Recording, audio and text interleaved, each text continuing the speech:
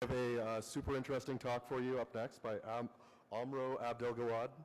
He's a security researcher with Immuni. Sorry, my speech is getting a little slurred today. I'm not even drunk. So without further ado, I'm going to let him take off his talk. Let's get a big round of applause for him.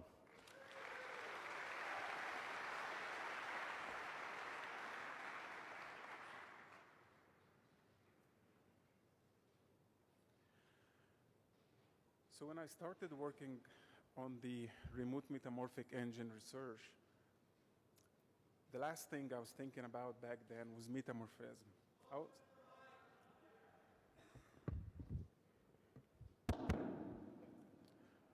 right, is it okay now? So the last thing I was thinking about when I started working on the remote metamorphic engine research was metamorphism. I wasn't thinking about metamorphic at all. I was mainly trying to create unbreakable code, a piece of code that cannot be reverse engineered, cannot be tampered, cannot be analyzed. So anyone who has limited experience with reverse engineering will know that it's actually not possible to create unbreakable code. It's possible to resist reverse engineering, but it's really impossible to create a piece of code that would have high resistance to the degree that it cannot be analyzed. So I researched the subject. I read about a lot of papers. I learned about a lot of obfuscation techniques, amazing obfuscation techniques, and I applied a lot of techniques. But unfortunately, I failed. Sequence of failure attempts kept going up until the moment that I decided to simplify the problem and treat the problem as a security problem. Well, at first, that actually turned to complicate the problem rather than simplifying it, because unfortunately, we don't know what security is.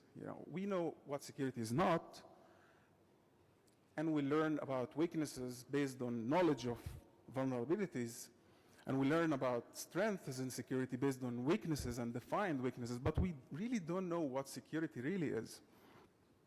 If you asked me 15 years ago when I started my career, what is security, you would have lost your whole day receiving my response to your question. Today, if you ask me the same question, you will really make me thinking. Something amazing about security that the more we learn about it, the less likely we are capable to define it. But there's no wonder, as at a certain point in my research, I came into a very satisfying view for security, that security actually meant to be undefined, that security is all about undefined expressions that aim to take probabilities out of the equation that you're trying to secure. So the remote metamorphic engine research of resisting reverse engineering started by defining security as an undefined expression, taking the lessons learned from there and applied to the binary protection problem, and that resulted in flux binary mutation. And only then, with flux binary mutation, I started to have satisfying results for resisting reverse engineering. But resisting reverse engineering or resisting a reverse engineer turned to be not enough. Once you have high rates of satisfying results of resisting reverse engineering, you will then realize that the problem is much bigger than that. You need to also count automated tools, you need to count AI tools or machine learning, and then the problem is not only about the code, the problem is also about data. How you're going to secure the data, input, output, even the data while it's being processed inside the code. So that resulted in the end by adding techniques to secure the data and the code that resulted in sort of artificial immunity. So that's the outline of the presentation today. And the remote metamorphic engine is actually the name that I've given to the approach, which is a new approach for resisting reverse engineering. But it's more like a new approach rather than an actual engine. And I decided to name the approach like that because it's not possible without metamorphism or mutation, and it's not possible without having the engine or the morphic engine isolated remotely or away from the reverse engineering environment. And I'm applying all these techniques using very simple techniques that I'm going to go through it all with you today within the coming few minutes. So I define security as an undefined expression following very simple analysis flow. If we don't know what security is, but we know about a lot of successful security solutions, so if we analyze these successful security solutions enough, we can then find patterns that keep repeating itself everywhere, and then we can, by defining these patterns, probably that will help us to better understand security and will help us to better approach security. So that's exactly what I've done. If you ever do that, you will find something pretty interesting, that randomization and isolation are two major patterns that we rely on in everything, to the degree that if you take these two patterns out of the equation or out of any security solution, security is not going to be possible. Randomization, like, let me give you an example, like stack buffer overflow protection, where we insert random number and then we check on the random number when the function returns. Address space layout randomization to disable jumping into hard-coded locations. Encryption, asymmetric and symmetric encryption. Almost everywhere you will find random numbers. Without random numbers, we cannot apply a lot of security solutions. And on the other hand, a much stronger security pattern is isolation. And if you just treat these patterns based on their meaning, randomization and isolation, you wouldn't really gain much from their meaning. But analyzing them in abstract mathematics, you can then be able to isolate the patterns away from their meaning, and then you would be able to extend their strength and to find their ultimate strength, and then you will be able to move freely with these patterns to apply it on other problems. So I've done just that, and then I arrived into defining randomization in its ultimate security pattern as division by infinity in an inverse relation to probabilities, where like you increase the random number as much as possible to reduce probabilities as much as possible to zero. And on the other hand, I defined isolation as a division by zero, which is an undefined mathematical expression, and by then you can actually take probabilities totally out of the equation. So only then, when I returned back to solve the binary protection problem, only then I started to see another dimension to the problem. From that perspective, all the researches that I read about and learned about and all the failure attempts that I went through, they were all going toward infinity in an attempt to increase the time and effort needed to disable reverse engineering or to resist reverse engineering. So how about going toward zero? In this case, instead of increasing the time and effort needed for reverse engineering, we will just reduce the time as much as possible to zero. So it would allow just few milliseconds for the code to be executed. And by that, there will be no way for the code to be reverse engineered. Imagine that you're just generating a code that will be valid only for 6 milliseconds. There will be no way that it will be reverse engineered, unless it will be saved and then analyzed, and then a reverse engineer will return back to try to attack the system based on knowledge of previous execution. But then, if you do that, it means that the code is expired, the code is not going to be used anymore, so you need to generate new code. And hence, we need to have Metamorphic engine. But not a metamorphic engine from the perspective of viruses or malware, where they use metamorphism just to change the way the code looks like, or to change the pattern, or to change the signature of the code. We need to have actually more like mutation engines, more than just morphic engines. So I went by and I defined the unbreakable code as an unpredictable code, that a code that cannot be determined and cannot be, and will keep on changing, and it cannot be expected before it gets executed. And while trying to apply the randomization and isolation techniques that we talked about, I found that the major weakness is actually the static code dynamic data, which is the model that we use to everywhere, that this is the way we learn how to program, this is the way we learn how to develop our software. The code is static and the data is dynamic, and that enables all sorts of reverse engineering and also enables all sorts of replicable software exploits. So I tried to change that model into the dynamic code, dynamic data, that the code will keep on changing and the code will keep on evolving while it's being executed, and that the code will not remain the same, will not remain static. So if you look at the code now and try to analyze it, it should look totally different than the way it looked just a minute ago or a few seconds ago.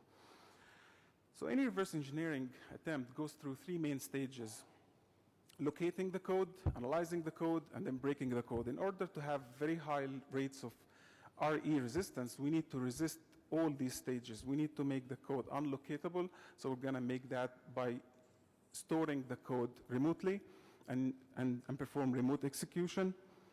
And we're going to disable analyzing the code by using flux binary mutation and by setting the lifetime of the code into a few milliseconds. And then we'll make the code unbreakable by allowing the code to know more about itself, that it would detect any tampering attempt, if any happened, while it's being executed. So the remote metamorphic engine architecture looks, as you see here, we'll divide the engine into two separate areas: trusted area and untrusted area. The trusted zone here is the area where the reverse engineer has no access to, and the untrusted zone is where the reverse engineer would have access to. We'll have mutation engine stored in the trusted zone that will keep generating code and keep mutating the code and then push the code to be executed in the untrusted zone by using challenge response metamorphic protocol. So why remote? Why we have to store the engine, the morphic engine, remotely away from the reverse engineering environment? Well, if you keep the engine next to in the reverse engineering environment, a reverse engineer will just simply go and reverse the engine itself and will break the engine. So in order to secure the engine itself, the engine has to be stored in a secure area, and an area where the reverse engineer doesn't have any access to. But you don't really have to do that. It all comes to what you're trying to defend against. If you are trying to make the code keep morphing itself and keep changing because you're trying to defend against intrusion or malware or external intrusion, so you can then have the engine in the same trusted area. But today I'm mainly focused on, or the presentation is mainly focused on resisting reverse engineering rather than using metamorphism to secure the trusted environment. So the remote metamorphic engine is based on challenge response protocol, challenge response communication protocol that is made of morphed machine code rather than data. And the protocol is pretty simple, is that the trusted area will push 4 bytes of code size and then will push the morphed code, and then the untrusted area will just receive the code and execute the code and then respond to the engine. And trusted area and untrusted area here can be client and server, it can be kernel and user mode, it can be guest and host machine, it can be even like an oil reader in an oil field, and then you need to check its integrity to make sure that it's secure, it's not tampered. And on the other hand, we also should count the offensive approach, which is, in this case, a malware can use the trusted area as a command and control server, and the untrusted area as the infected machine where it's untrusted because reverse engineers will have access to. So by doing that, we would actually split the execution flow into 2 different areas. An area that the reverse engineer has access to, and another area where the reverse engineer doesn't have access to. And that on its own will create a lot of challenges to any reverse engineer, because the reverse engineer will never see the whole picture.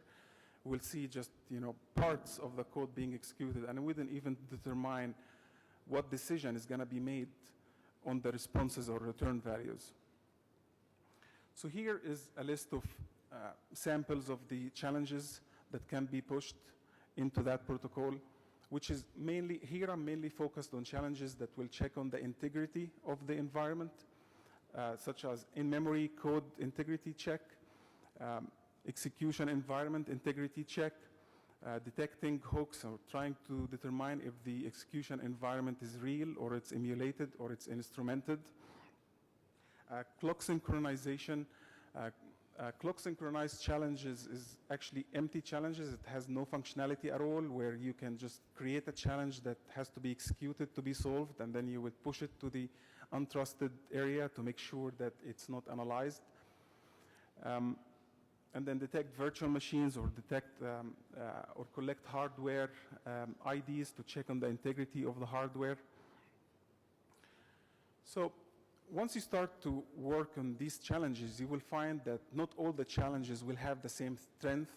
Some challenges will be so easy to be broken, and some challenges will be much harder to be broken from a reverse engineering perspective. The challenges, the more you're going to rely on the CPU and the execution and the process itself, that you will create challenges that will only execute inside the process. This will be the most solid challenges. But if you're going to create challenges that will communicate with the operating system or resolve or communicate with APIs in the system, these are weak challenges that can be fooled easily. So that makes the approach, if it's going to be used by any malware, will be weak enough to be analyzed. The only trick will be just to know that a malware is analyzing the execution environment while you're analyzing the malware, and to make sure that you wouldn't slow down the malware while it's being executed, so it will reveal all its functionality and you can go on and reveal its functionality. So in order to ensure to secure the challenges, we will use morphing techniques, where we will have the function that we need to execute, and then we have to mutate the function in a manner that the challenge cannot be solved unless the code is executed. And the way we will do that, we will have to rely on other morphic techniques, not just like the malware morphic techniques. We need to use mutation techniques that will change the functionality of the code, not just changing the code structure or not just changing the code semantics. So here's how we can, here's how I'm creating these challenges in the remote metamorphic engine, is getting the function and then applying morphic techniques on the function, changing the function structure totally, and then add a head and a tail to the function. And the head is just unused instructions, and the tail is where we will perform response mutation. So every time the function is going to get executed, it will return different response. Here is the sample of the code being executed. Challenges are being generated and being sent to be executed in the untrusted area. And as you can see, the encrypted response, every time the challenge is being executed, it will return back different return value. And then the morphing engine will receive the response and then decrypt it back to its original value. And the main reason why you need to do that is to make sure that no one can fool the responses or can hook into the response and then just send fake responses.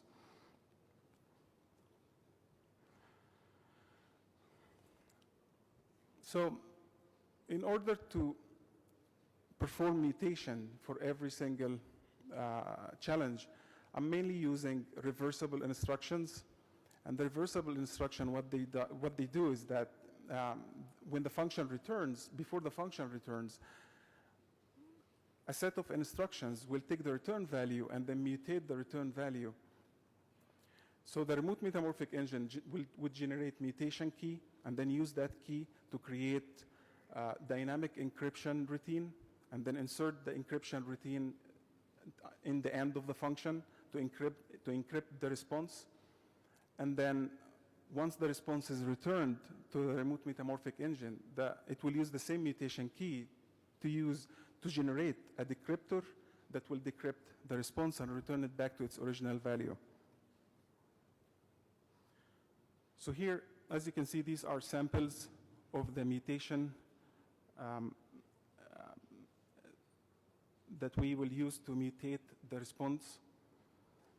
And this mutation is actually, as you can see here, we're using a set of reversible instructions like addition, subtraction, XOR, bit rotation to the left or to the right. And then once the response returns back, you will apply the opposite instruction to reverse the response back to its original value.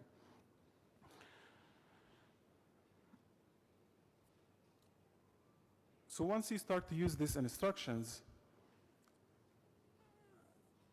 and as you can see here, if you use these instructions in the tail, any AI or reverse engineer trying to analyze the code will be able to detect that this set of instructions is actually in the tail of the function.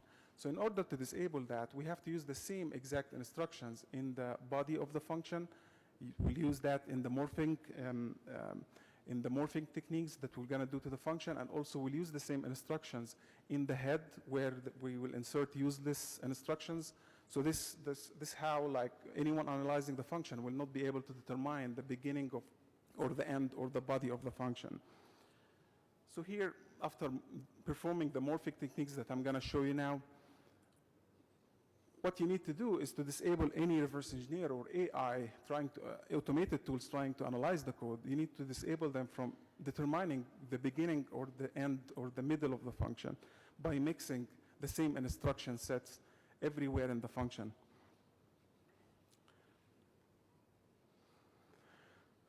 So the mutation techniques that we will need to use to resist reverse engineering, it's totally different than the mutation techniques or the morphic techniques that malware would use.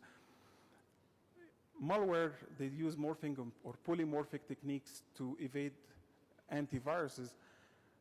They use polymorphic techniques simply by encrypting the code, and then when the code executes, it will fold in memory and then decrypt and then will be in its original form. And on the other hand, they use metamorphic techniques to make the code operate in the same exact way, but would look totally different and use totally different instruction sets. So no encryption is used in metamorphism. Here are some samples of what, here are some techniques that are used by malware, metamorphic techniques, which is like all aiming to change the structure of the code or evading signatures. But what we're trying to do here is not really to evade signature. We need actually to resist reverse engineering. If you make some few changes to the code to make it look different, still a reverse engineer can easily determine what's going on.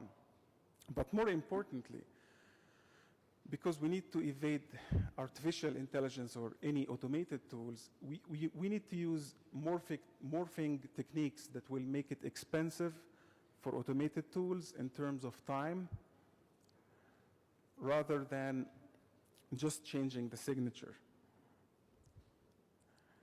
So the flux mutation goals that we're going to have is to extend the trust. So the notion is that if you have few milliseconds of trusted execution, we need to be able to extend that trust from few milliseconds to cover the whole untrusted area by checking on the integrity of the execution area. Ensure trusted execution. We need to make sure that the challenges that we're creating will not be solved unless the code get executed. And while doing that, we also need to disable the code being emulated or instrumented. And we need to also detect reverse engineering and evade reverse engineering while the code is being executed. So in order to make it expensive for any automated tool or reverse engineer trying to reverse engineer the code, we need to use morphing techniques that will require time for any automated tool to analyze the code. So I'm using here mainly structure obfuscation. So every time the code is being morphed, the structure of the code will be totally different. And I'm actually changing the structure of the code, not by making the structure look different, but actually by making the structure look the same. So all the functions, while they are being morphed, though they are different functions, at the end they will look all the same. And that's how you can make it harder for any automated tools to determine the difference between the functions, so we'll make it harder for any automated tool to attack the code while it's being executed. So these are actually basic blocks. So we take a function, simple function, and then we would morph it into thousands of basic blocks that they all look the same. And these basic blocks will be totally disconnected. There is no edges connecting these basic blocks with one another. And then we'll have to use self-modifying techniques where every single basic block, when the basic block is executed, it will modify itself and then connect to the next block only after it gets executed.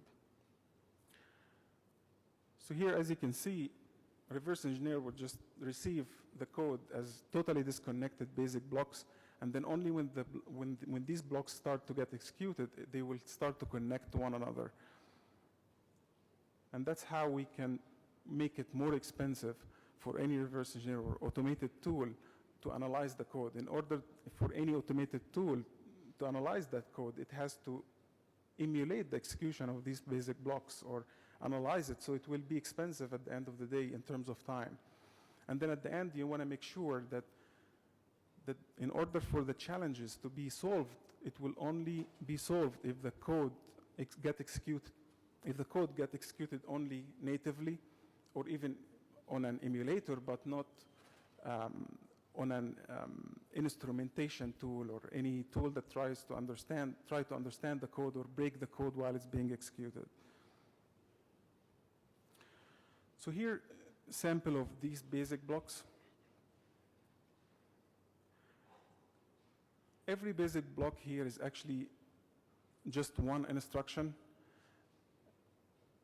And the morphic techniques that I'm using is actually taking every single instruction. As you can see up here, this is the original instruction. And then taking the instruction and then transform every single instruction into a basic block. And that basic block will encrypt the instruction, and then the only way that the real instruction will appear is by executing the basic block.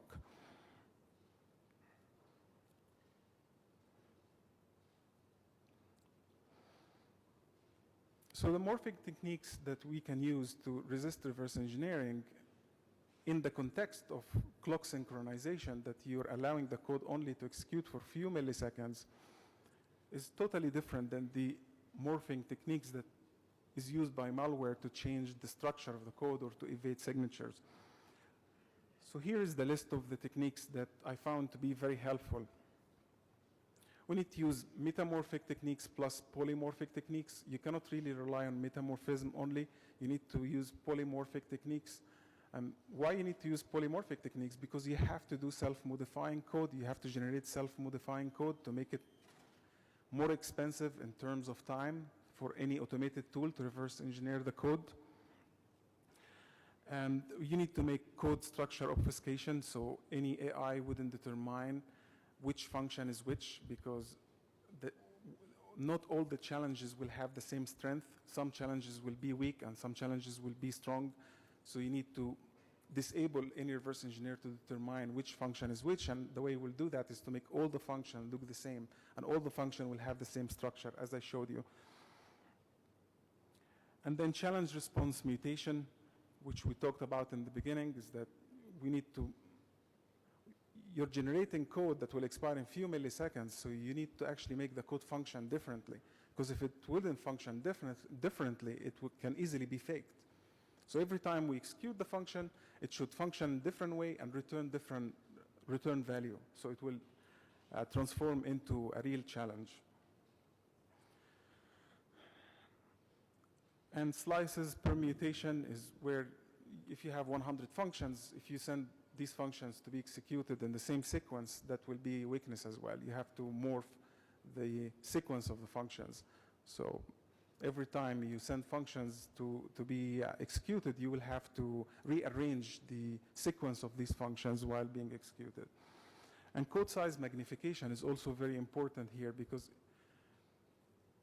if you're expiring the code in few milliseconds and you're trying to determine if the code is being executed natively or if the code is being analyzed, if you're sending just few instructions, it will be so hard for you to determine the difference.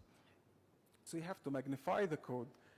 You have to magnify it enough that will enable you to determine, or you will have a larger difference between if the code is being executed natively or the code is being emulated. And by saying emulated here, I don't really mean like emulated CPU, but rather instrumentation, like the code is being instrumented while it's being executed, and then a reverse engineer or an AI would patch or would tamper the code while it's being executed.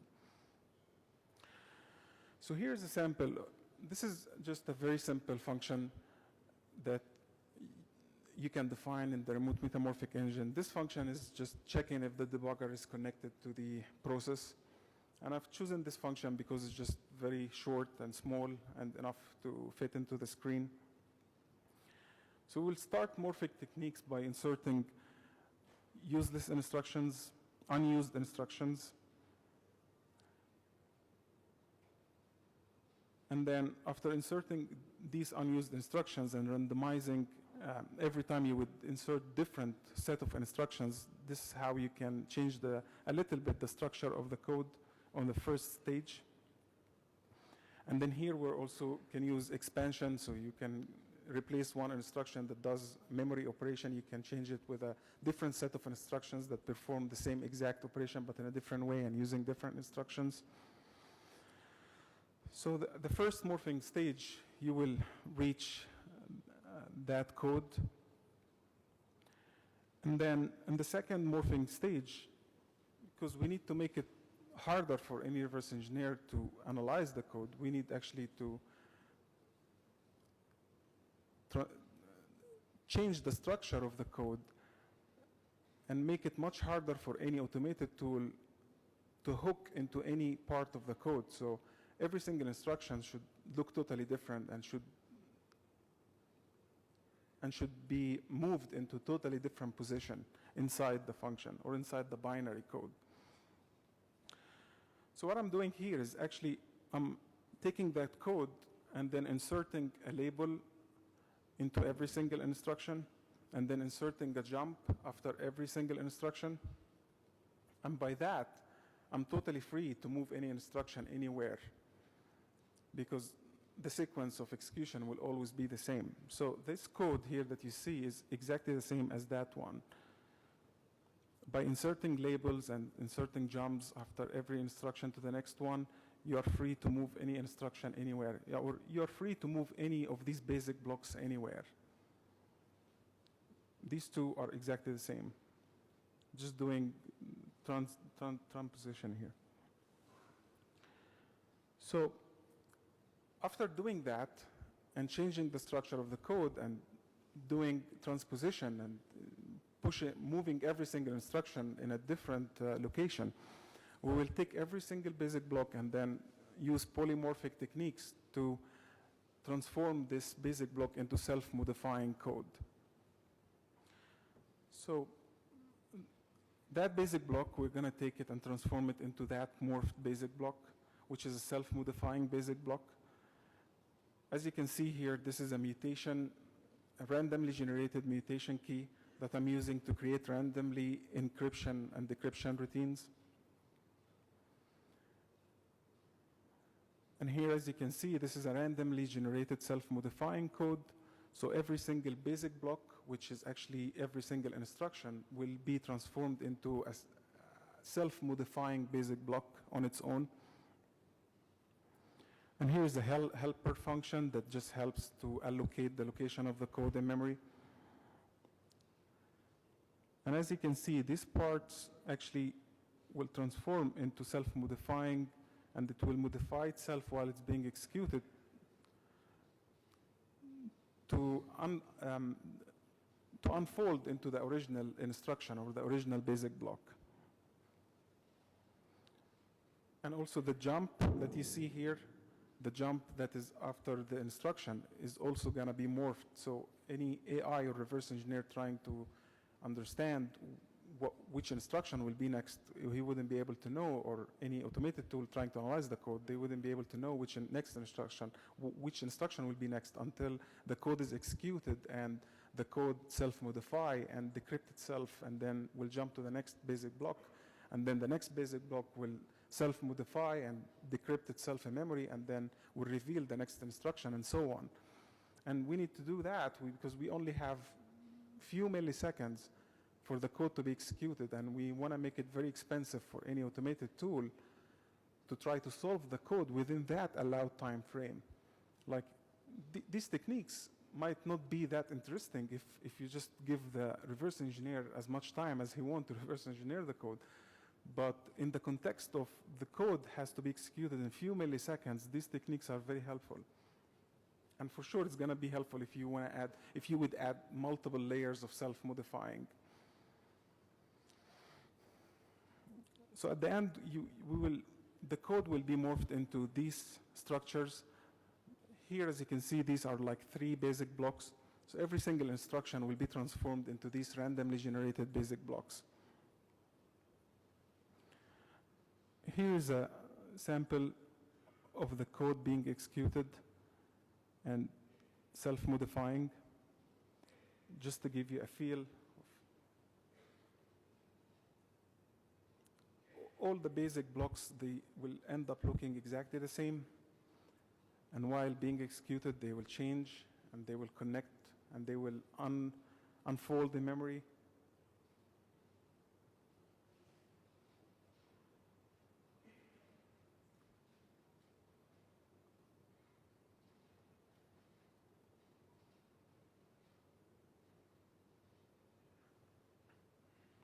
As you can see here, this code will change now and unreveal that instruction.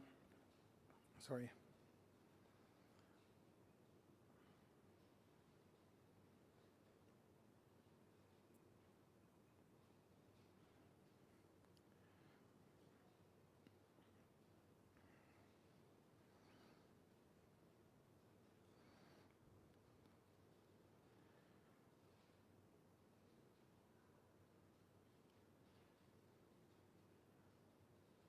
So these morphing techniques, if it's used normally, to morph a piece of code, it wouldn't be helpful at all. But the point is that the code will have only few milliseconds to be executed and to respond back to the remote metamorphic engine with the right response.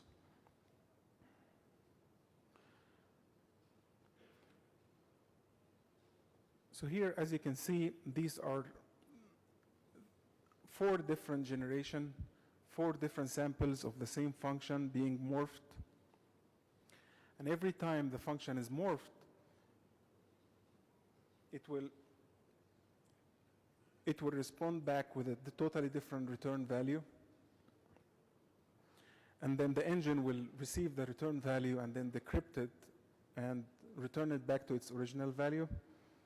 And as you can see here, the response time is 6 milliseconds. I was here connecting the trusted and untrusted area, the remote metamorphic engine and the client on a same machine in a local host. If you're gonna connect it remotely, it might be much longer than that.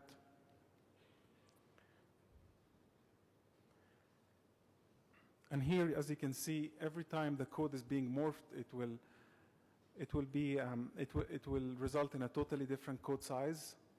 So the code size will be different, the structure will be different, and the instruction sets that are used will be totally different. As you can see, the first time, the original code actually, if you just assemble it, it will be around maybe 30 or 40 bytes. And here, these 30, 40 bytes of the original code are being transformed into 15,000 bytes, or around like 2,000 or 5,000, 5 or 6,000 instructions.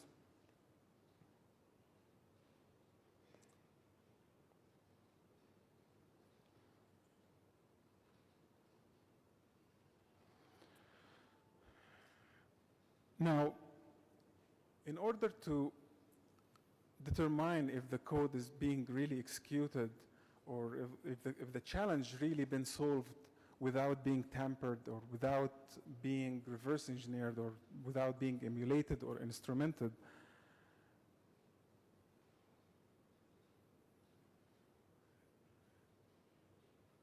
if someone just hooked into the challenge response protocol and then tried to just set the return value into any value and trying to fool the protocol, the remote metamorphic engine can easily detect that. So any immunity system in nature actually is based on knowing the self. So the remote metamorphic engine actually tries to learn and know about the self by comparing the responses or the challenges that are returned, comparing it to the previous execution. So we have the same function. We would execute it maybe 5 times, and every time the code will look different, the structure will look different, and the function will actually include totally different functionalities because it's mutated. And every time the function gets morphed and being sent to be executed, it will return a different return value.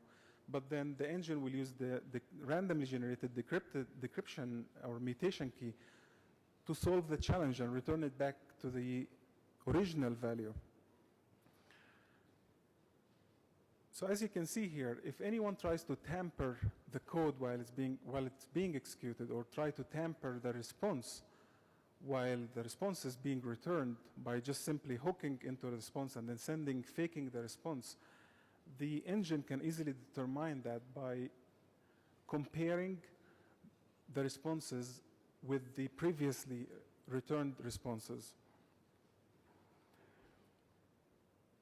So as you can see here, these are 7 different mutated functions of the same exact functions. Every time the function is being sent to be executed, it will return back totally different value. And then all these values should decrypt back to the same exact value. So the remote metamorphic engine can determine if there's any tampering attempts, if the decrypted value will look totally different or result in a different value than all the previously generated code.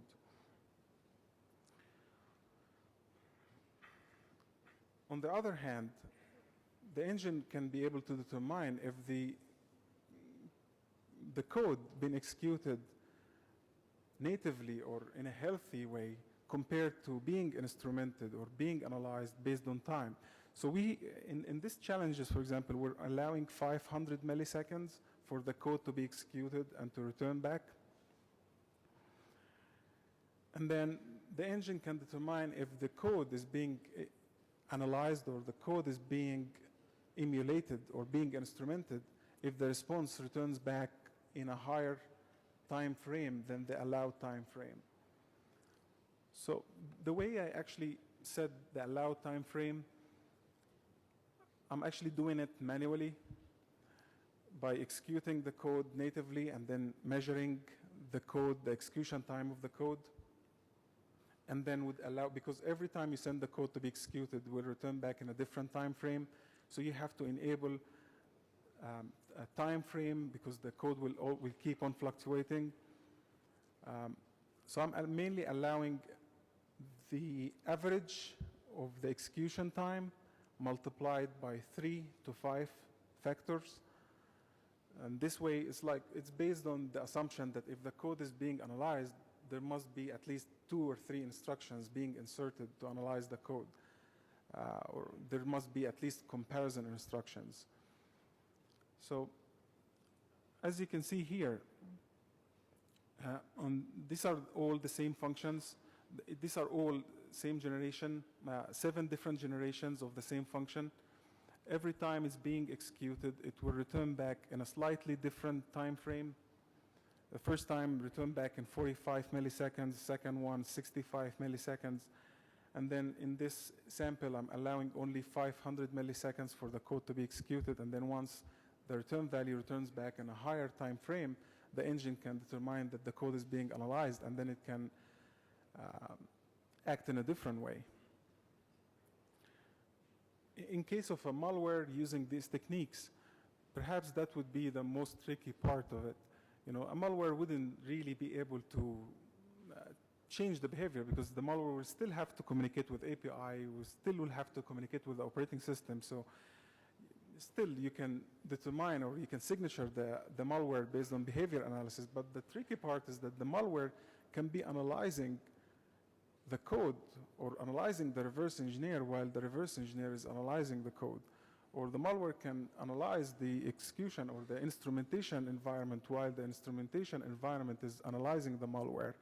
So that might eliminate, or it's just a tricky part, you know. Once you know about it, it's going to be so easy to bypass it. But if you don't know about it, a malware can evade the analysis and maybe act in a totally different way. And in this case, the functionality is even not stored in the executable file that you're analyzing.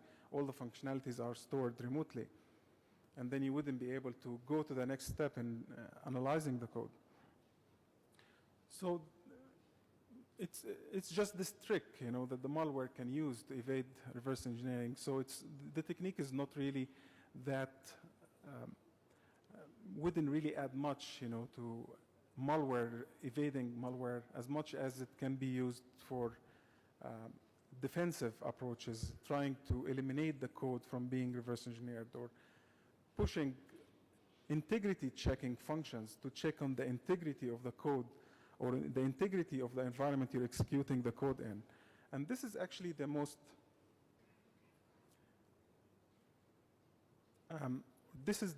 challenging part, is that how can you really trust in any nodes that you are connecting to? How can you trust on the integrity of things in your network?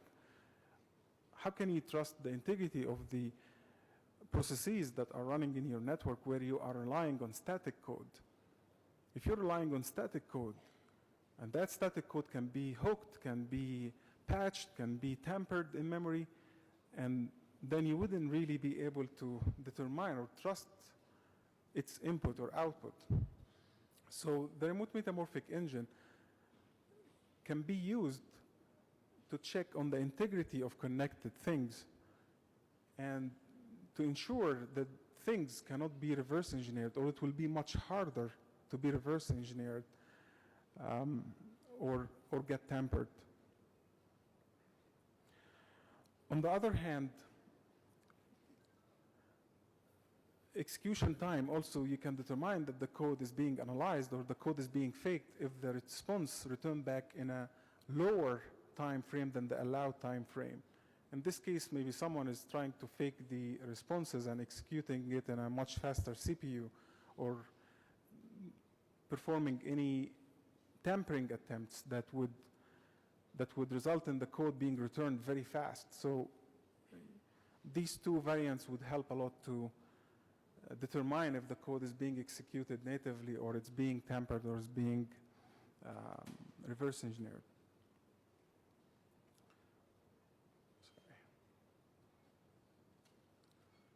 So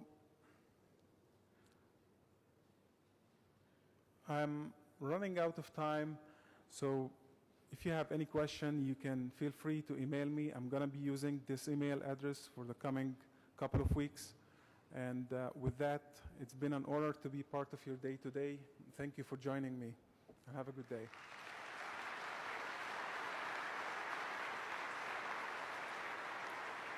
Thank you.